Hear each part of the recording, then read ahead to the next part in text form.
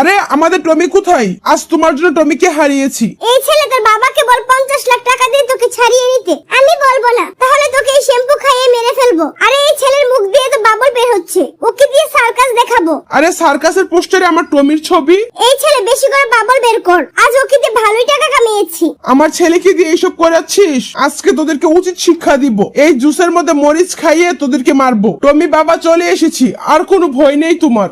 এই কে রে মাথায় কমলা ফেললো?